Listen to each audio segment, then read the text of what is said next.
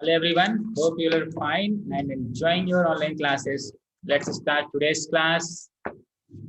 So in today's class, we'll try to learn about a new topic. The name of the topic is factorization.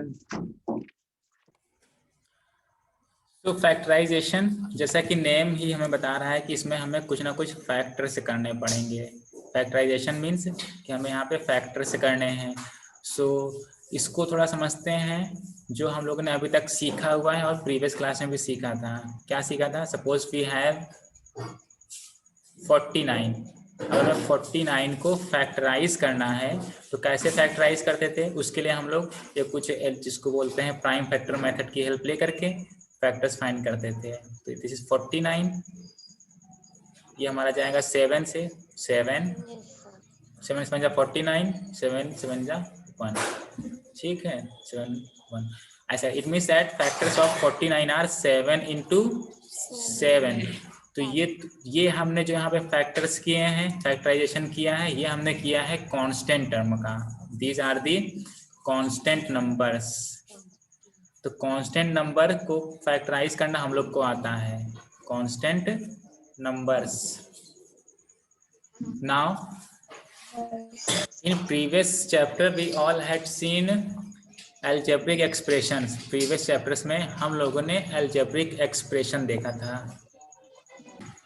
सो अब ये factorisation को हम लोग apply करेंगे अपने अलजेब्रिक एक्सप्रेशन में। Now I am going to write here a question. हम यहाँ पे एक क्वेश्चन लिखेंगे, फिर उसके बाद में देखते हैं। Suppose I am going to write here this is R S minus R plus P, ये हमने एक लिखा हुआ है। तो अभी अगर हम इसको सॉल्व करें तो सॉल्व करने के बाद इसको हमें मल्टीप्लाई करना पड़ेगा R into S, we get here R S. फिर इस आर को मल्टीप्लाई करेंगे आर से, तो माइनस था तो आर इंटू आर स्क्वायर। फिर इस आर को मल्टीप्लाई करेंगे पी से, जो प्लस है तो plus R into P, R P plus R P. अभी तक ये हम लोगों ने प्रीवियस लेक्चर में किया था। We all had done in our previous topic. अब इसमें हमें क्या करना है? इसमें हमें रिवर्स करना है। हमारे पास इस टाइप का एक्सप्रेशन गिवन होगा, फिर इसको हमें कन्वर्ट करना रहेगा इसमें, ठीक है। ये हम लोग अभी पढ़ेंगे। ये किया गया इसका इसको फैक्टराइज किया गया है, ठीक है। ये क्या किया गया है? इसको एक्सपेंडेड फॉर्म में लिखा गया है। ये इसका एक्सपेंडेड फॉर्म में था। तो एक्सपेंडेड फॉर्म हम लोग ये सीख चुके हैं इन previous chapter. Now in this chapter we'll try to learn how to factorize our expressions. Expressions जब भी हम वर्ड यूज करेंगे तो आप समझिएगा कि कोई ये एक या तो लेफ्ट हैंड साइड वाला टर्म है या तो पूरा ये राइट हैंड साइड वाली वैल्यू है। नाउ सी हियर, यहाँ पे r इंटू, यहाँ पे इंटू है ना, इंटू है ऐसे। फिर in bracket we have s minus R plus P. तो s minus R plus P ये पूरा हमारा एक एक्सप्रेशन है, ठीक है। ये r, this is another second expression, ठीक। So we can say that these are written in the form of factorization.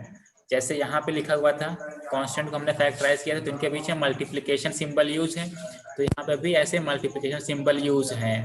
तो इस तरीके से हम लोग ऐसे फैक्टराइज करेंगे अपने नंबर्स को। तो अब इसके अलग अलग तरीके होते हैं। अपने क्वेश्चंस को देख करके कैसे फैक्टराइज करेंगे वो धीरे धीरे करके हम लोग सीखते चलेंगे। जैसे हम इस चैप्टर में अंदर की ओर और डीपली पढ़ते हुए चले जाएंगे। सो चलिए लिख लेते हैं कि व्हाट आर फैक्टराइजेशन या फिर फैक्टर्स होते क्या हैं। I'm going to write here when an algebraic expression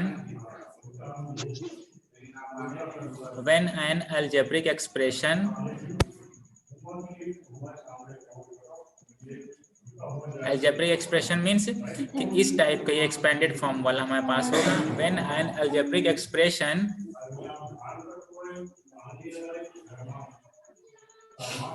can be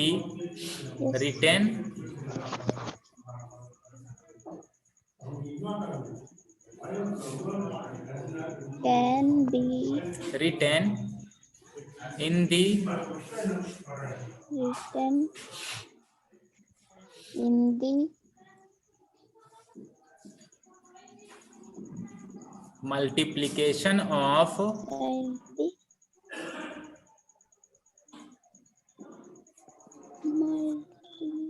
multiplication two or more expression, two or more expression.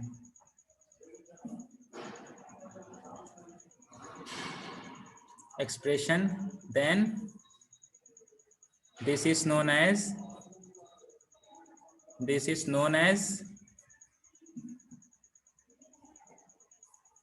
Factorisation. ये हमने क्या कर दिया है कि फैक्टराइजेशन कर दिया है.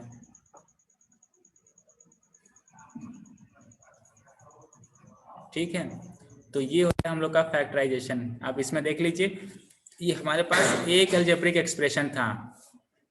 ठीक, हमारे पास ये एक अलजेब्रिक एक्सप्रेशन था, तो वही हमने लिखा है कि when an algebraic expression, an means एक algebraic expression, can be written in the multiplication of two और मोर एक्सप्रेशन, या तो दो या फिर दो से अधिक अलजेब्रिक एक्सप्रेशन के फॉर्म में उसको रिप्रेजेंट कर दें, so that is known as factorization. तो यहाँ पे देखिए हमने इस वाले अलजेब्रिक एक्सप्रेशन को रिप्रेजेंट कर दिया है. एक ये एक्सप्रेशन है हमारा और एक ये एक्सप्रेशन है. यहाँ पे अभी हमारे पास टू एक्सप्रेशंस हैं.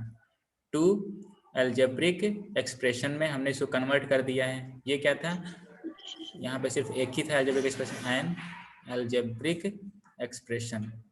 ठीक, तो हम लोग को यही करना है, फैक्टराइजेशन. ओके, नाउ अब हम लोगों ने सीख लिया कि फैक्टराइजेशन होता क्या है. अब इसके बारे में देखेंगे कि how can be factorize an expression. That means methods of factorization. Factorization करने के मेथड्स क्या क्या होते हैं. सो इसके बहुत सारे मेथड होते हैं फैक्टराइजेशन करने के.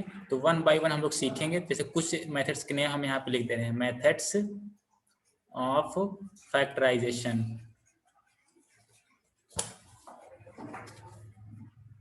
नाउ फर्स्ट मेथड अगर हम लिखना चाहेंगे तो we can write here in the form of, जिसको हम लोग बोलते हैं कि कॉमन. इसमें हम लोग कॉमन एक्सप्रेशन, जिसमें हम लोग कॉमन एक्सप्रेशन लेते हैं, ठीक है, या फिर कॉमन टर्म्स, जो भी होगा उसको कॉमन लेकर के हम लोग फैक्टर्स करने की कोशिश करते हैं. सेकेंड वन अगर हम लेना चाहें तो इसमें होता है रीग्रुपिंग.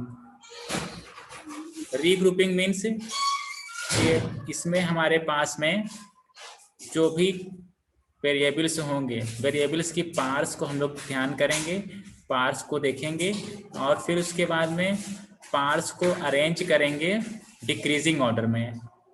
कैसे, सपोज हमारे पास कोई एक्सप्रेशन है, उसमें x एक वेरिएबल है, फिर उसके बाद में देखेंगे कि x की मैक्सिमम पावर कितनी. सपोज x की मैक्सिमम पावर उसमें 6 है, तो वो वाला टर्म अरेंज करेंगे. फिर उसके बाद अगर x की पावर 5 होगी तो उसको अरेंज करेंगे. x की पावर 4 है तो उसको अरेंज करेंगे.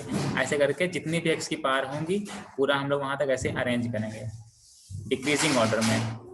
ठीक, फिर उसके बाद अगर हमारे पास उसी सेम एक्सप्रेशन में ही y का वेरिएबल है तो उसको भी ध्यान करेंगे, देखेंगे कि वो अरेंज होने लायक है या नहीं. तो अगर वो भी अरेंज होने वाला है तो उसको भी अरेंज कर लें डिक्रीजिंग ऑर्डर में. सपोज y³ y² y ऐसे.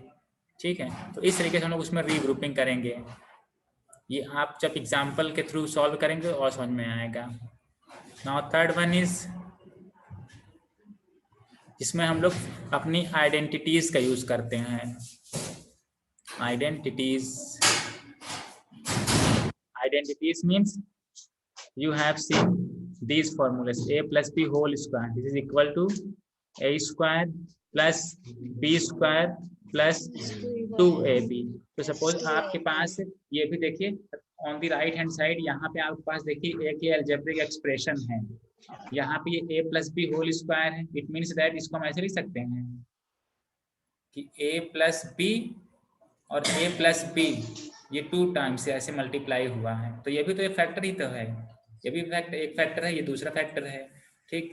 इट मीन्स दैट ये भी फैक्टराइजेशन ही है। तो आइडेंटिटीज जितनी आप लोगों ने पढ़ी हैं, a minus B whole square, इनकी value, similarly A square minus B square, इसकी वैल्यू भी है a plus B, a minus B, these are also in the term of factorization. तो जितनी भी आइडेंटिटीज आप लोगों ने पढ़ी हैं, all by using all those identities we can factorize our algebraic expressions.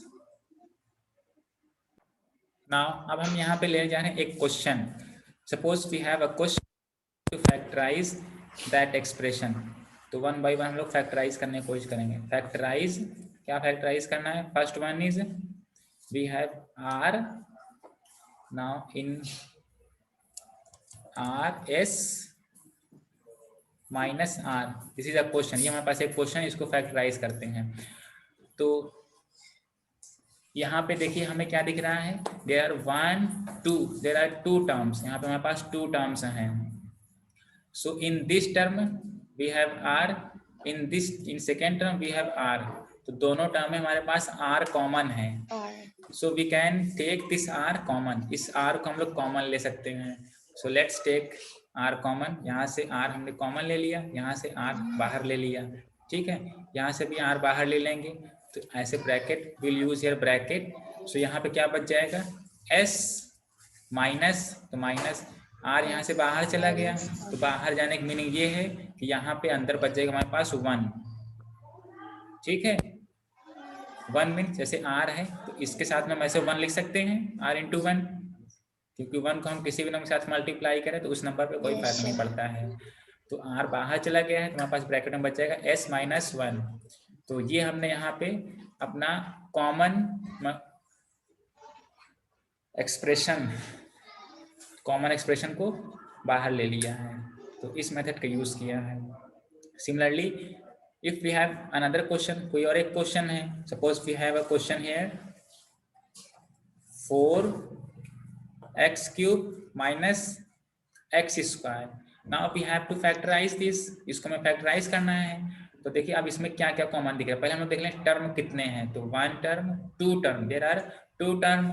Now in first term here is X cube, in second term here is X square, ठीक है। तो कॉमन हम उसी टाइम ले पाएंगे सभी में से जो मिनिमम वैल्यू होगी। तो यहाँ पे हमारे पास 2x है, मतलब यहाँ पे x को 2 टाइम मल्टीप्लाई किया जा रहा है, यहाँ पे x को 3 टाइम मल्टीप्लाई किया जा रहा है, ठीक है।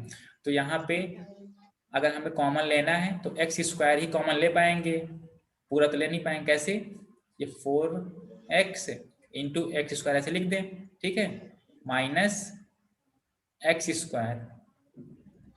Now see here is X square, here is X square, तो एक्स स्क्वायर हम कॉमन ले लें, when I am taking x square common, so we get here 4x minus, यहाँ क्या बच जाएगा 1, so x square in bracket 4x minus 1, so this is factor of this expression, ये हमारा आंसर हो जाएगा इसके लिए, ठीक है। तो इसमें आपको ये ध्यान रखना है कॉमन लेने के टाइम में हम उसी एक्सप्रेशन को कॉमन लेंगे जो मिनिमम वैल्यू होगी, जिसकी पार मिनिमम होगी। Now let's write another question, चलिए एक और क्वेश्चन लेते हैं और उसको फिर सॉल्व करते हैं। Suppose our next question is here 20 p square Q plus 10 a p Q minus 15 p q. Now in this expression we see that we have here p q, two variables, यहाँ पे p q 2 variables हैं यहाँ पे, ठीक है। और हमारे पास यहाँ कुछ कांस्टेंट नंबर्स भी हैं, मल्टीप्लाई किए गए हैं। तो चलिए सॉल्व करते हैं, देखते हैं कितने टर्म हैं, 1 2 3, there are 3 terms. Now each term, in each term we have, यहाँ पे देखिए 20 है, तो 20 को अगर हम फैक्टर करना चाहें 20 फैक्टर्स क्या क्या बनेंगे, देखिए ये हम ऐसे रफ की तरीके लिख रहे हैं समझने के लिए। सिर्फ 20 के फैक्टर हम करेंगे तो क्या क्या फैक्टर आएंगे, 2 इंटू 2 इंटू 5, सिमिलरली 10 के फैक्टर करेंगे तो क्या फैक्टर आएंगे 2 इंटू 5, 15 के फैक्टर करें तो क्या आएंगे 3 इंटू 5, ठीक है। तो इन ईच टर्म अगर हम कांस्टेंट की वैल्यू देखें, कांस्टेंट टर्म की वैल्यू देखें तो क्या क्या कांस्टेंट है इन फर्स्ट टर्म में, देखिए यहाँ पे हमारे पास 5 है, सेकेंड टर्म में भी 5 है, in third term there is also 5। अब कोई और टर्म कॉमन है, कोई और कॉमन नहीं है ना, कोई और कॉमन नहीं है। यहाँ पे देखिए 3 है तो इसमें 3 नहीं है, यहाँ पे 2 है तो इसमें 2 नहीं है, तो अब कोई भी हमारे पास कॉमन नहीं है, सिर्फ 5 ही कॉमन है कांस्टेंट की अगर हम बात करें तो। नाउ अब हमें देखना है वेरिएबल के लिए कि मिनिमम पार कितनी है, पी की मिनिमम पार कितनी है इन तीनों टर्म में। तो पी की मिनिमम पार यहाँ पे 1 है, ठीक है, यहाँ पे पी की पार 1 है, यहाँ पे पी की पार 2 है, तो पी की मिनिमम पार हमारे पास 1 है, तो हमें क्या करना है पी की मिनिमम पार 1 को ही कॉमन लेना है। सिमिलरली क्यू को देखेंगे, पी को देख लिया, अब क्यू को देखेंगे, क्यू की देखिए मिनिमम पार कितनी है, यहाँ पे क्यू की पार 1 है, यहाँ क्यू की पार 1 है, यहाँ पे क्यू की पार 1 है, तो एक क्यू पूरा हम लोग का बाहर आ जाएगा, ठीक है। तो यहाँ से हमें कॉमन लेना है 5, यहाँ से हमने कॉमन लिया 5, और क्या कॉमन ले सकते हैं पी, ठीक है, पी कॉमन ले लिया। सिमिलरली क्यू, एक क्यू कॉमन ले लें, क्यू ले लिया कॉमन। नाउ अब ब्रैकेट में क्या बचेगा हमारे पास, यहाँ से एक 5 चला गया है ये बाहर, तो 2 2 जा 4, वी गेट हियर 4, एक पी भी बाहर चला गया है, तो यहाँ क्या बच जाएगा पी, एक क्यू बाहर चला गया है तो क्यू यहाँ पे नहीं बचेगा, क्यू ये आ गया बाहर। Okay, it means in first term we get here 4p in bracket, now plus, so I am using here plus, यहाँ से 5 बाहर चला गया है तो क्या बच जाएगा 2 बच जाएगा यहाँ इन कांस्टेंट टर्म, ठीक है। यहाँ पे ठीक है ए लिखा है, तो ए हमारे पास कॉमन है नहीं किसी में, तो ए को ए ही लिख दिया है। अब P और Q, देखिए P और Q यहाँ से कॉमन चला गया है, यहाँ से P और Q यहाँ से कॉमन आ गया है, तो यहाँ पे P और Q बचेगा ही नहीं, फिर माइनस इसमें से ये 5 बाहर आ गया है, तो क्या बच जाएगा 3, P और Q यही बाहर चला गया है, तो ये भी नहीं बचेगा। It means that when we factorize this, तो हमारे इसमें क्या फैक्टर बन गए 5p q in bracket 4p plus 2a minus 3, this is the factor of this above expression. तो सिंपल है, बस आपको ये ध्यान रखना है कि कौन कौन से टर्म हमारे कॉमन है। Now I am going to take another question, एक क्वेश्चन और लेते हैं। So next question is, we have an expression in the form of 6x minus 4 minus 3y x minus 4, ठीक है। तो देखिए पहले तो हमें देखना है कि टर्म कितने हैं। So here we have 2 term, एक टर्म ये है, एक टर्म ये है, ठीक है। अब इन टर्म में भी देखिए फैक्टर्स किए हुए हैं, जो हमने हमारे टर्म है यहाँ पे भी फैक्टर्स हैं, एक फैक्टर ये है, एक फैक्टर ये है, ठीक है, एक फैक्टर ये है, एक फैक्टर ये है, ऐसे, ठीक है। तो अब फैक्टर्स में जो कॉमन है उनको हम लोग बाहर ले लें।